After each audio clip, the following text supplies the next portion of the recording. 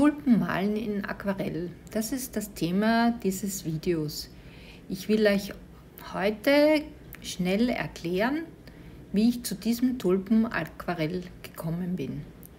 Zuerst habe ich natürlich eine Vorzeichnung vorgenommen mit einem weichen Bleistift, aber keinem Graphitbleistift, damit sie nicht verrinnt. Und dann arbeite ich mich sehr spontan immer mehr ins Detail. Ihr könnt euch dann das Video fast bis zum Schluss ansehen. Ein paar Details habe ich dann auch noch nachher vorgenommen, aber das Endprodukt sieht man dann ganz genau am Schluss.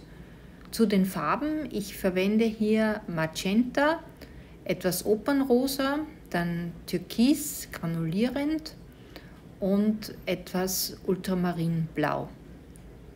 Und auch noch ein granulierendes Rot, etwas so dunkelrot, Alizarin-Crimson. Alle Farben sind von der Firma Schminke von Horadam. Pinsel ist ein Da Vinci Pinsel von Serie Casaneo, der etwas länger ist. Der gibt mir mehr Freiheiten, da kann ich nicht so detailliert arbeiten. Das wollte ich gerade am Beginn, nämlich sehr nass in nass, mich wirklich schön langsam an diese Blüten herantasten. Bei diesem Motiv habe ich auch besonderen Wert gelegt auf offene Blüten, die sind nicht einfach zu malen.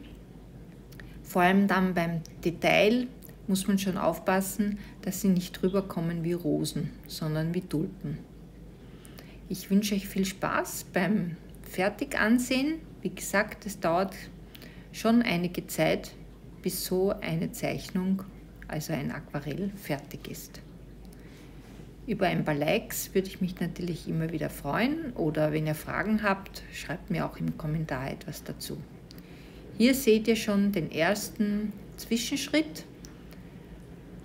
Jetzt lasse ich es etwas antrocknen und beginne Blüte für Blüte ins Detail zu arbeiten.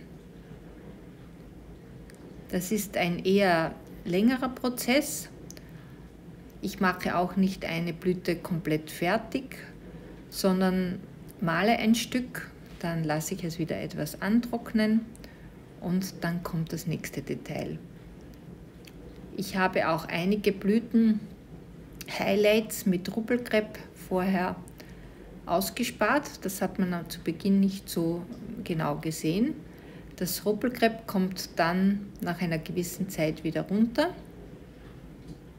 und dann werden diese Highlights wieder etwas zugemalt. Aber wie gesagt, es geht jetzt weiter und bis zum Schluss dauert es noch ein bisschen. Bis zum nächsten Mal.